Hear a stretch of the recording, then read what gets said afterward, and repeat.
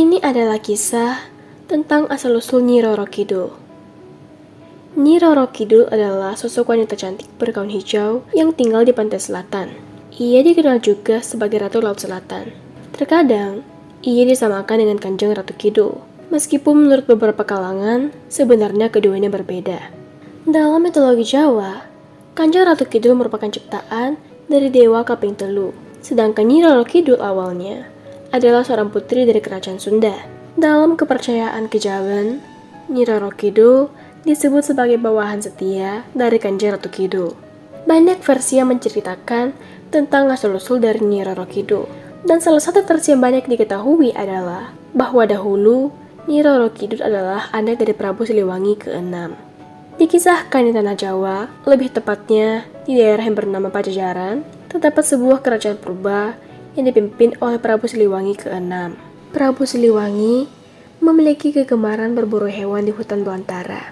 Suatu saat, ketika ia sedang asik berburu, secara tidak sadar, ia telah jauh masuk ke dalam hutan hingga ia tersesat dan tak dapat menemukan jalan keluar dari hutan tersebut. Saat sedang berputar-putar untuk menemukan jalan keluar, Prabu Siliwangi tiba-tiba bertemu dengan seorang perempuan cantik di dalam hutan tersebut. Ia merasa lega dan segera menghampiri perempuan itu. Setelah perkenalan, diketahui bahwa perempuan cantik tersebut sudah lama tinggal di hutan. Perempuan itu bersedia mengantarkan dan menunjukkan jalan keluar dari hutan pada Prabu Siliwangi. Asalkan Prabu Siliwangi bersedia untuk menginap beberapa hari di istananya. Prabu Siliwangi menyetujui syarat itu, dan ia pun mulai tinggal beberapa hari di istana perempuan tersebut. Tetapi ternyata Prabu Siliwangi tinggal lebih lama dari rencana sebelumnya karena ia telah jatuh hati pada perempuan cantik tersebut, dan pada akhirnya mereka pun menikah. Setelah beberapa waktu, Prabu Siliwangi kembali ke kerajaannya. Ia kembali seorang diri tanpa sang istri.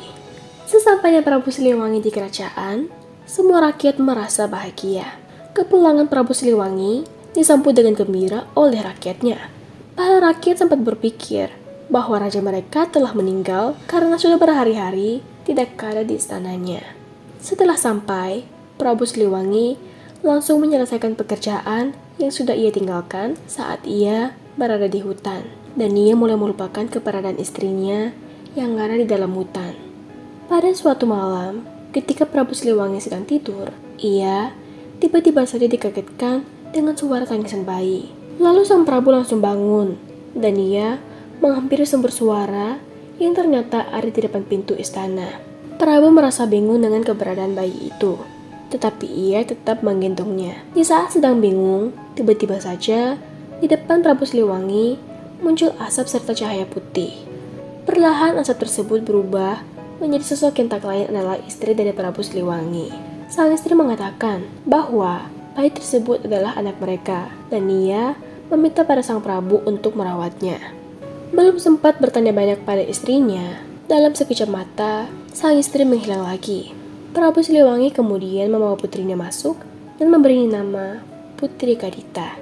Putri Kadita tumbuh sebagai gadis cantik dan berbudi pekerti baik. Kecantikan Putri Kadita terkadang mengingatkan Prabu Siliwangi kepada istrinya.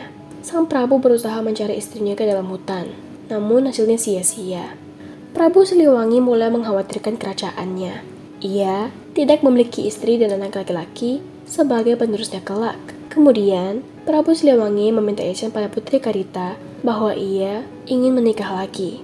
Putri Kadita menyetujui hal tersebut. Akhirnya, Prabu Siliwangi menikah dengan putri bangsawan yang bernama Dewi Mutiara. Setelah beberapa bulan menikah, Dewi Mutiara akhirnya mengandung seorang bayi. Semasa kehamilannya, Dewi Mutiara berubah menjadi ratu yang pemarah dan egois. Semua permintaan ratu selalu dituruti oleh Prabu Siliwangi. Namun suatu hari, ratu meminta agar Putri Kadita keluar dari istana. Mendengar hal itu, Prabu Siliwangi menentang keras.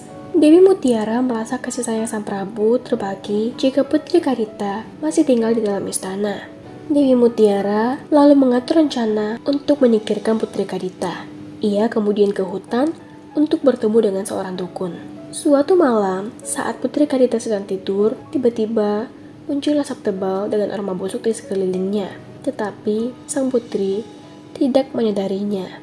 Keesokan hari, saat Putri Kadita bangun dari tidurnya, ia terkejut melihat sekujur tubuhnya timbul bercak nanah. Melihat hal itu, sang Prabu berusaha mengobati putrinya. Ia memanggil semua tabib terbaik di seluruh penjuru negeri.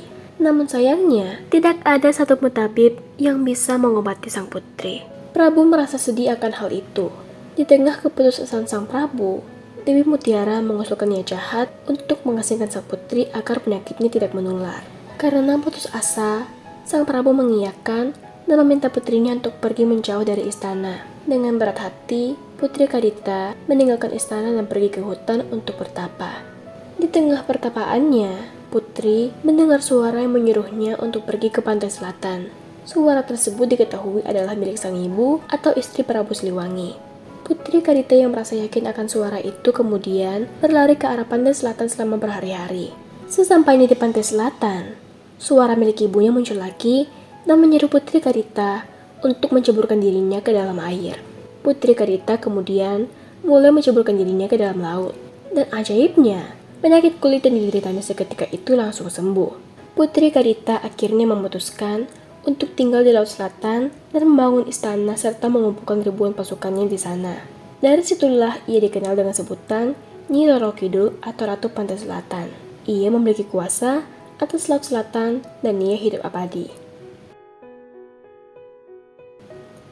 Sampai di sini dulu cerita saya kali ini. Jangan lupa di subscribe untuk cerita-cerita seru berikutnya. Terima kasih.